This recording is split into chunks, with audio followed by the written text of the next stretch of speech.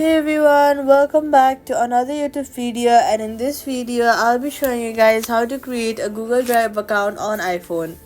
First of all, open the App Store, search for Google Drives and then download it. Now once it's downloaded, click open and then click on sign in. After that, we are going to enter your name, choose a new Gmail address and set a new password.